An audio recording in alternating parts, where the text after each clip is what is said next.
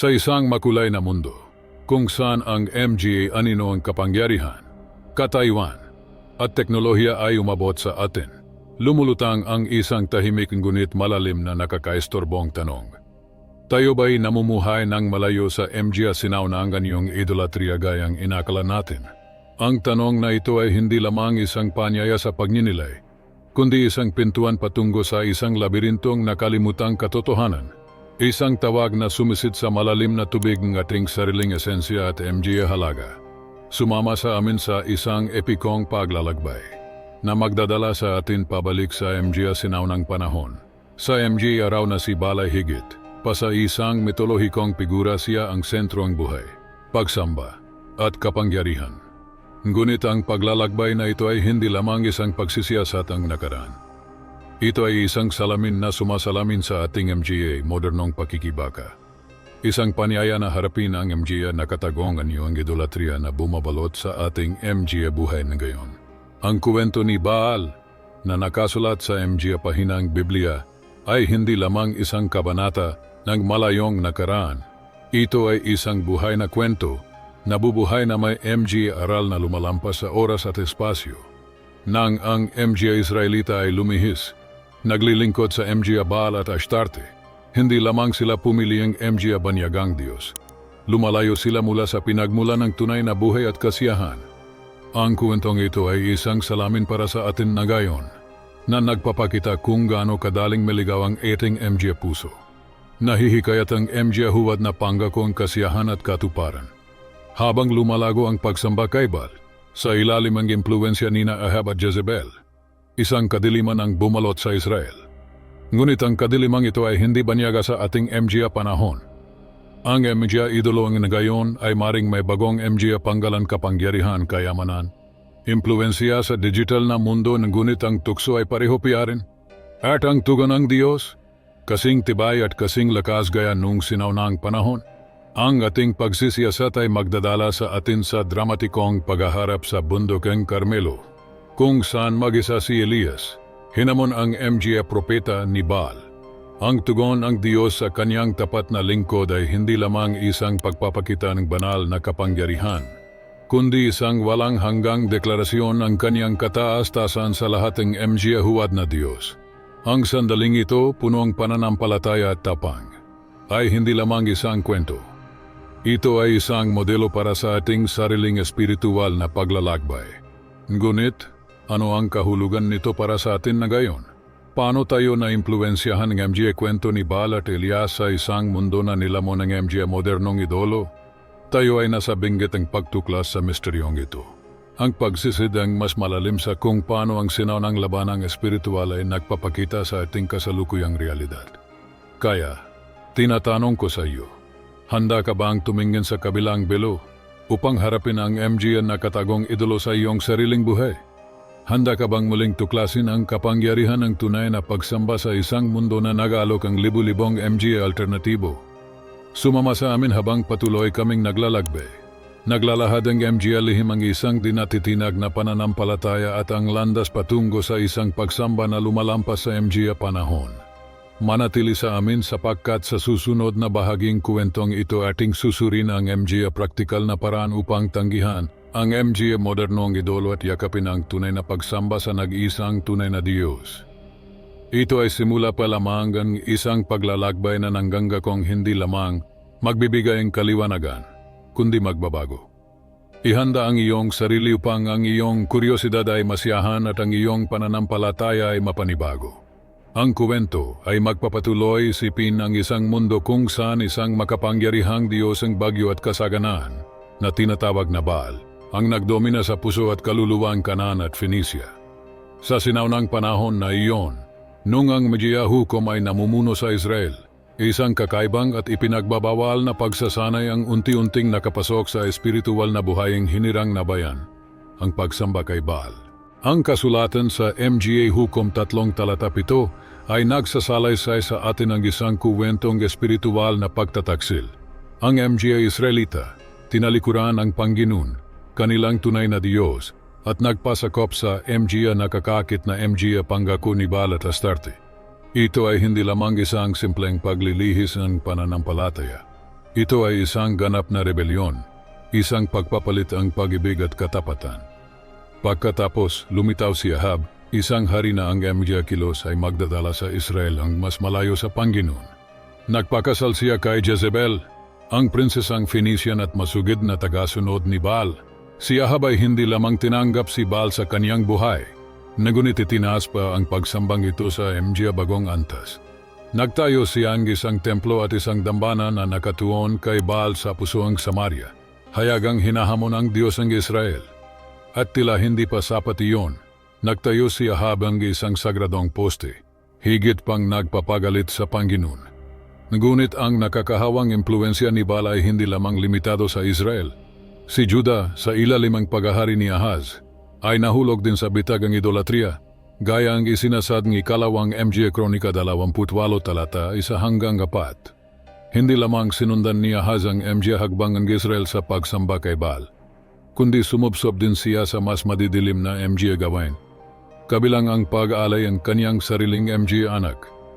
Sa lawak MJ sinauna ang lupain ang Canaan at Phoenicia. Lumitaw ang isang kulto na hahamon sa MJ pundasyon ang pananampalatayang Hudyo, ang pagsamba kay Baal. Ang Diyos na ito ang kasaganaan, pinararanggalan sa kanyang sinasabing MJ kakayahang magbigay buhay sa lupa at magbigay kasaganaan sa MJ ani, ay natagpuan ang isang mahalagang lugar sa MJ puso at MJ gawi sa pagsamba, ang kanyang MJ tagasunod. Ang pagiging komplikado ang kulto na ito at ang kanyang ugat sa MJ sinaunang kultura ay naglalantad. Ang isang kuwentong pangakit, tunggalyan, at MJ malalim na aral. Lahat ay maingat na naitala sa MJ pahinang Biblia, na nagbibigay ng isang mayamang pinagmulan para sa ating pangunawa. Habang sinusuri natin ang MJ banal na kasulatan, MJ Hukom Kabanata 3, talata 7, nagbibigay sa atin ang isang malalim na pagtingin sa simulang espiritual na pagsalakay na ito. Ipinapakita ang talata kung paano lumihis ang mga Israelita mula sa kanilang MJ landas at kinalimutan ng Panginoon, kanilang Diyos, at bumaling upang maglingkod kay Baal at sa MJ Astartes. Ito ay hindi isang simpleng pagbabagong MJ kagustuhang relihiyoso. Ito ay isang pagtalikod sa kasunduan sa Diyos na nagpalaya sa kanila mula sa pagkalipin, isang tandang espiritual na pagtataksil na magmamarka ng malalim sa kanilang kasaysayan. Ang pag-angat ng kulto kay Baal ay hindi nangyari magdamag. Ito ay dahan-dahang pumasok sa buhay at kulturang Israel, unti-unting tumataas hanggang sa alarmanteng antas sa panahon ng paghahari ni Ahab. Si Ahab ay hindi isang pangkaraniwang hari.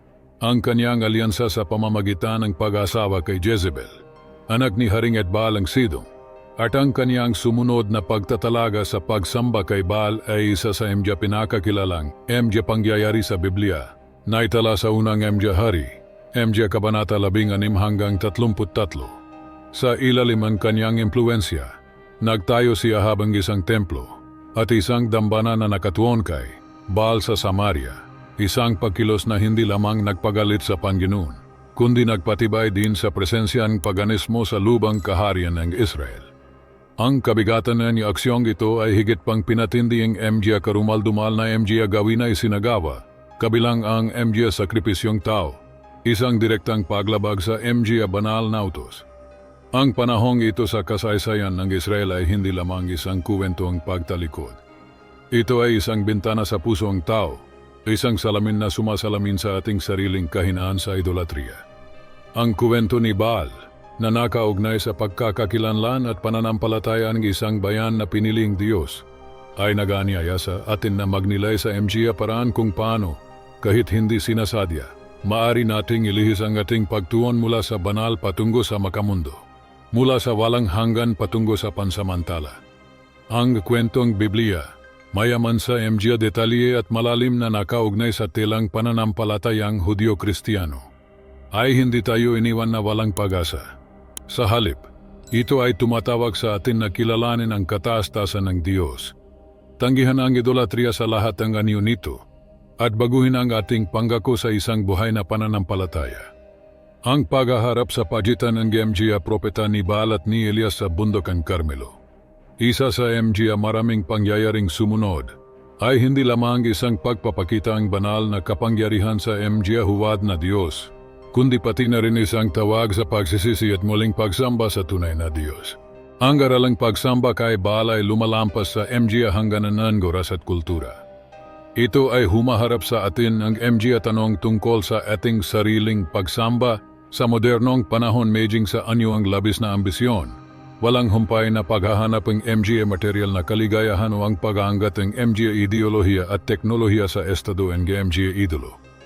Habang sinisisid natin ng mas malalim ang sinaunang kasaysayan ng Israel, makikita natin ang isang bayan sa isang espiritual na sanggandaan na ang MG pagpili ay umalinggaw hanggang sa ating MG araw.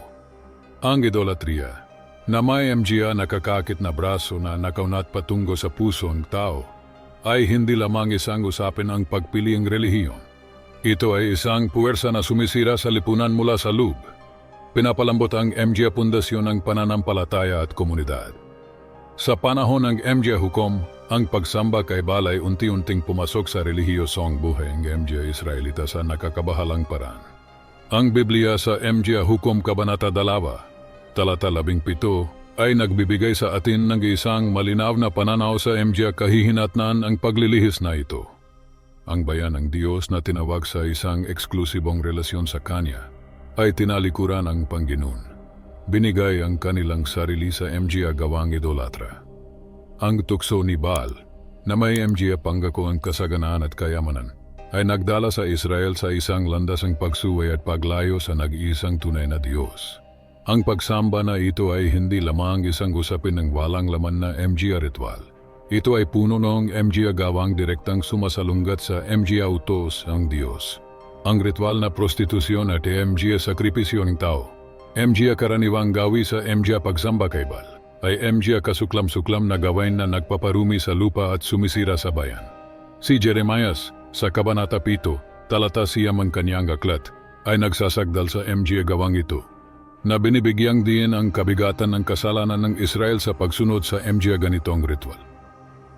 Ang pagpili na sundin si Baal at iba pang MG banyagang Diyos ay isang pagkilos ang pagtataksil sa kasunduan sa Diyos na nagpalaya sa Israel mula sa pagkalipin at ginabayan ang bayan sa pamamagitan ng disyerto na may pag-ibig at katapatan.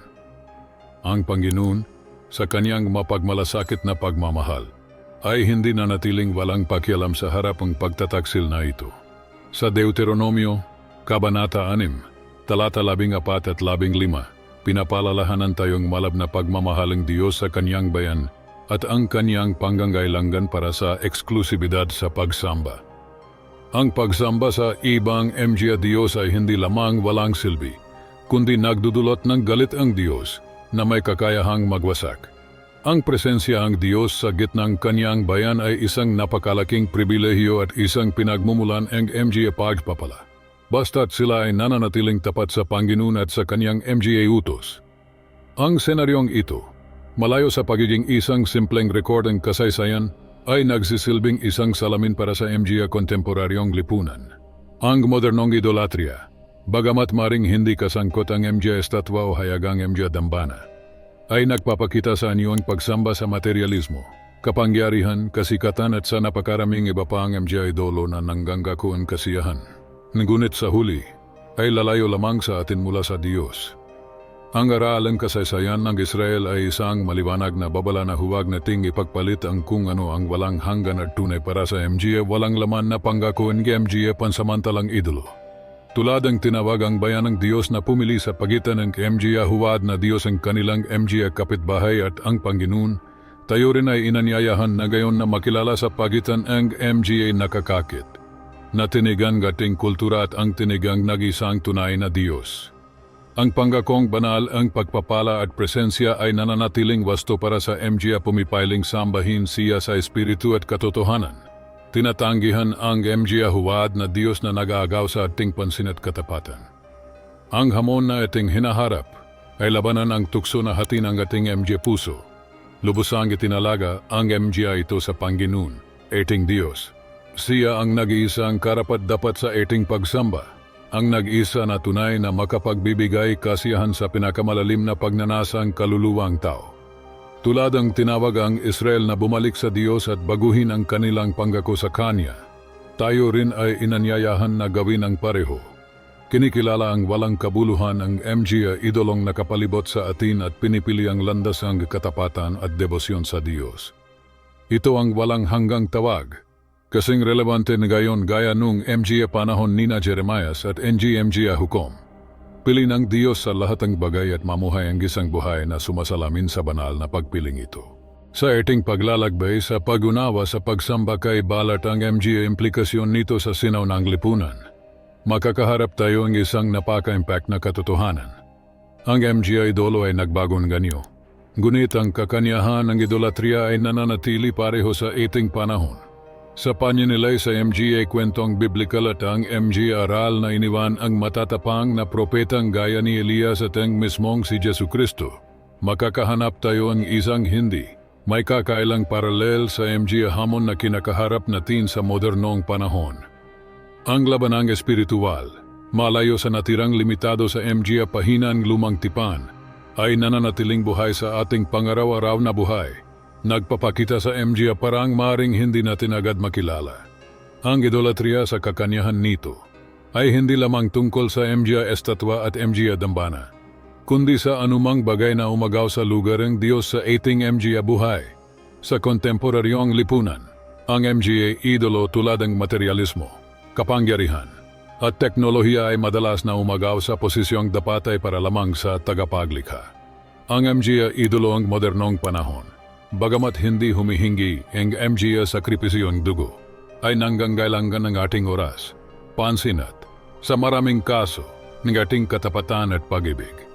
Ang kapangyarihan ay nangakit ang panggakong kontrol at impluensya, samantalang ang materialismo ay nagpapahiwatig na ang kaligayahan ay maring bilhin at ipunin. Ang teknolohiya, sa kabilang banda, ay nanggangakong patuloy at agarang koneksyon, ngunit kadalasan ay inilalayo tayo mula sa tunay na pakikipag-ugnayan sa Diyos at sa kapwa. Ang mensahe ni Elias at ang kapangyarihang ipinakita sa bundok ang Carmelo ay nagpapalala sa atin na ang Diyos ang pinakamataas na Panginoon at walang puwang para sa negosasyon pagdating sa pagsamba.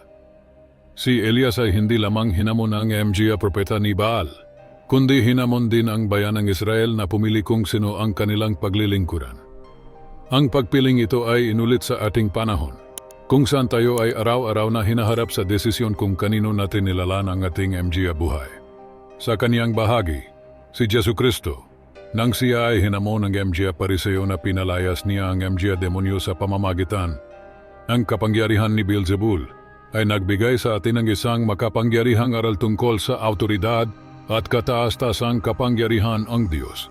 Sa Mateo Kabanata 12, talata 22 hanggang 27, tumugon si Jesus sa MG paratang na itong may karunungan at kapangyarihan, na binibigyang din na ang isang kaharian na naglalaban sa kaniyang sarili ay hindi makatatayo, at ang kaniyang kakayahan na magpalayas ng MG demonyo ay isang patunay ang kaharian ng Diyos sa gitna natin. Ang talatang ito ay hindi lamang pinagtitibay ang kapangyarihan ang Diyos sa lahat ng MG puwersang kasamaan, kundi tinatawag din tayo na kilalanin at tanggihan ang MG pagkakahati na sinusubukan ang MG modernong idolo na likhain sa ating MG buhay. Ang aral ay malinaw, tulad ng ipinakita ang Diyos na siya ang nag-isang karapat-dapat sa pagsamba sa pamamagitan ng MG gawin. Ni Elias at ang MG salita ni Kristo, tinatawag tayo ngayon na ilagay ang Diyos sa ibabaw ang lahat ng bagay sa ating MG buhay. Ito ay nanggangahulugang suriin muli ang ating MG prioridad. Suriin kung ano talaga ang pinahahalagahan natin at gumawa ng MG pangaraw-araw na pagpili na sumasalamin sa ating katapatan sa Panginoon. Ang pamumuhay ng isang buhayang dedikasyon sa Diyos ay hindi isang madaling landas, lalo na sa isang lipunan na napakalalim ang pagpapahalaga sa MG idolong kapangyarihan, materialismo, at teknolohiya. Gayunpaman, ang panggakong Diyos ay presensya, lakas at gabay para sa MG pumipiling maglingkod sa Kanya sa lahat ng bagay. Sa isang mundo na punong MG tinig na humihinging ating pansin, ang paglalakbay upang mapanatili ang isang di natitinag at dalisay na pananampalataya ay kahalintulad sa paglakad ni Elias, isang propeta na hinarap ang MG propeta ni Baal nang may tapang na maaari lamang magmula sa isang malalim at tunay na relasyon sa Diyos. Ang kwentong ito ay hindi lamang nag-anyaya, kundi pati na rin nagtuturo sa atin na magnilay sa ating sariling espiritual na paglalakbay sa gitna. Ang MG modernong idolo na nag-agaw sa ating debosyon. Ang kwento ni Elias, na mayamang nakasulat sa MG kasulatan, ay nagtuturo sa atin na ang tunay na pananampalataya ay hindi isang simpleng pagsangayon sa isang listahan, ang MG katotohanan, kundi isang buhay na tiwala na hinahamon tayong kumilos ng salungat sa lohikang tao. Nang si Elias ay nanalangin na hindi umulan, at pagkatapos, sa tagdang oras ang Diyos, nanalangin na umulan, ipinakita niya ang isang malalim na pag-unawa na ang tunay na pananampalataya ay nanggangailangan ang pakikinig at pagsunod sa Diyos. Kahit na ang kaniyang MG autos ay tila sumasalungat sa realidad sa ating paligid. Ngayon, tinatawag tayo na maglakad na may ganitong tapang na pananampalataya sa isang mundo na madalas ay nasa hindi pagkakasundo sa MG prinsipyo ang kaharian ng Diyos. Ang paglaban sa tuksong modernong idolatria ay hindi isang simpleng gawin. Ito ay isang patuloy na labanan-laban sa MG puwersa na naghahangad na ilihis ang ating pansin at katapatan mula sa nag-isang karapat-dapatang pagsamba. Ang MG idolong modernong panahon ay hindi na MG estatwang bato, kundi MG konsepto at MG gawin na pumapasok sa sentro ng ating MG buhay. Umagaw sa lugar na dapat ay para lamang sa Diyos. Paano, kung gayon, natin mapapalakas ang ating pananampalataya at lalabanan ng MG tukso? Ang sagot ay nasa ating kahandaan na maghanap ng mas malalim na relasyon sa Diyos. Nagsisikap sa MG pang-araw-araw na gawin na kumukonekta sa atin sa Kanya at inilalayo tayo sa pagsamba sa MG huwad na idolo. Ang pagbabasa at pagninilay sa salita ng Diyos, ang patuloy na panalangin at ang pagbabahaging ating pananampalataya sa iba ay mahalaga upang mapanatili ang ating espiritual na buhay at ang ating pananampalataya na di matitinag. Ipinapakita ang Biblia sa atin ang napakaraming MG halimbawa ang MG individual na, sa harap ang napakalaking MG hamon, ay nakatagpo ang lakas sa kanilang pananampalataya sa Diyos. Sa parehong paraan tinatawag tayo na mamuhay hindi sa nakikita, kundi sa pananampalataya. Nagtitiwala na gagabayan tayong Diyos sa MG hamon ang ating panahon at gagamitin tayo bilang MG instrumento ang Kanyang kaluban. Gayunpaman, ang kagandahan ng pananampalataya ay hindi lamang nasa paglaban sa MG tukso o pagharap sa MG hamon, kundi sa pagbabago na ipinapahayag nito sa atin. Habang tayo ay lumalapit sa Diyos at natututo na magtiwala sa Kanya, ang ating sariling kalikasan ay nagsisimulang sumasalamin ng higit sa Kanyang karakter. Tayo ay nagiging mas mapagmahal, matisin, mawain at tapat, na sumasalamin sa liwanag ni Kristo sa isang mundo na madalas ay nasa MG anino ng kawalan ng pag-asa at kawalang pag-asa. Sa ating susunod na pagkikita, sisisipit tayo ng mas malalim sa MG paraan kung paano natin mapapalago ang ugnayang ito sa Diyos na nagbabagong buhay. Susurin natin ang MG pang-araw-araw na gawing pananampalataya na hindi lamang pinoprotektahan tayo mula sa idolatria, kundi nagdadala sa atin sa isang buhayng kasaganaan at layuning itinagdang Diyos. Naway ang ating paglalakbay ay maliwanagan ng halimbawa ni Elias na nagpapaalala sa atin ang katastasang kapangyarihan ng Diyos at ang lakas na natatagpuan natin sa tunay na pagsamba. Naway mabuhay tayo araw-araw na may tapang na sabihin, gaya ni Elias na ang Panginoon siya ang Diyos. At naway ang deklarasyong ito ay hindi lamang isang pahayag ng ating MG labi, kundi ang tunay na pagpapahayag ng ating MG buhay. Ang pagninilay sa tekstong ito ay nagdadala sa atin sa isang malalim na pagsisid sa MG usapin ng modernong idolatria at kung paano. Sa kabilang MG pagbabago sa kultura at panahon, ang kakanyahan ng gawang ito ay nananatiling pareho, na hinahamon tayong panatilihin ang ating pananampalataya at pagsamba sa nag-iisang tunay na Diyos. Ang kwentong biblikal, lalo na ang MG kwento na may kinalaman sa pagsamba kay Baal at ang paghaharap ni Elias sa MG propeta ang Diyos na ito sa bundok ang Carmelo, ay nagsisilbing isang salamin para sa ating sariling MG pakikibaka laban sa MG modernong anyong idolatria, tulad ng materialismo, paghahanap ang kapangyarihan, at pagdepende sa teknolohiya. Palit-ulit na tayo ay binabala ng Biblia laban sa idolatria. Binibigyang din ito bilang isang direktang paglabag sa unang utos na nagsasabi sa atin na sambahin lamang ang Panginoon at huwag maglagay ang ibang gamgya Diyos sa harap niya. Exodo 23:5. Ang utos na ito ay sumasalamin sa panyanais ng Diyos para sa isang eksklusibong relasyon sa kanyang bayan. Isang relasyon na itinatag sa pag-ibig, tiwala at pagsunod. Sa harapin ng MGA modernong idolo, tayo ay tinatawag na alalahanin ang kwento ni Elias na may hindi natitinag na pananampalataya ay ipinakita ang katastasang kapangyarihan ng Diyos sa lahat ng MGA Diyos. Ang kwentong ito ay hindi lamang nagpapakita ang kapangyarihan ng Diyos, kundi hinihikayat din tayo na manatiling tapat sa Kanya kahit na hinaharap ang MGA tukso ang makabagong lipunan. Ang tagumpayang Diyos sa bundok ang Carmelo ay isang makapangyarihang palala na walang idolo na ginawang tao ang mayahambing sa kamahalan at kapangyarihan ng tagapaglikhang sansinukob upang mailigtas ang ating sarili mula sa MGA pangganibang modernong idolatria. Mahalaga na maglinang tayong isang malalim at personal na relasyon sa Diyos. Ito ay maaaring makamit sa pamamagitan ng pagbabasa at pagninilay sa salitang Diyos, patuloy na pananalangin, pag-ayuno, pakikipagkaisa sa iba pang MGA mananampalataya at sa altruistikong serbisyo. Ang MGA gawang espiritual na ito ay tumutulong sa atin na mapanatili ang ating focus sa Diyos at makilala ang MGA masusubtil na anyo ng idolatria na maring pumasok sa ating MGA buhay. Higit pa rito, ang pagninilay sa MGA kasulatan ay nag-aalok sa atin ang gabay at karunungan upang makilala sa pagitan ng kung ano ang walang hanggan at kung ano ang pansamantala.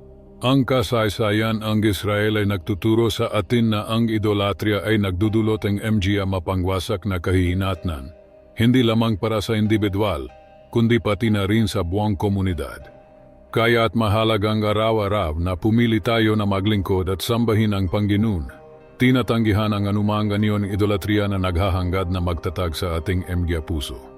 Sa landas na itong pananampalataya at pagsunod, inanyayahan kita na sumama sa amin sa paglalakbay na ito ng pagtuklas at espiritual na pagbabago.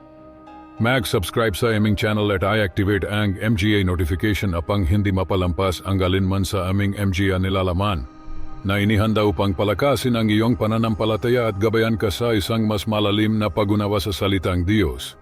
Sama-sama, mari nating labanan ang MGA tuksong modernong idolatria at linangin ang isang tunay at nagbabagong relasyon sa Panginoon. Sa pagwawakas, ang laban sa idolatria ay isang patuloy na paglalakbay na minarkahan ng araw-araw na pagpili na maglingkod at sambahin ang nag-isang tunay na Diyos. Ang MGA halimbawa ni Elias at Jesus ay nagbibigay sa atin ng tapang at kalinawan na kailangan upang harapin ang MGA hamon ng panahong ito, na nagpapaalala sa atin na ang tunay na lakas ay nakasalalay sa ating katapatan sa Diyos. Naway magbigay inspirasyon ang kanilang MGA kwento sa atin, kilalanin ang MGA modernong idolo sa ating MGA buhay at araw-araw na piliin na maglakad sa ilalim ng patnubay ng Espiritu Santo sa isang pagsamba na nagpaparanggal sa Panginoon sa Espiritu at katotohanan. Ito ang ating panawagan.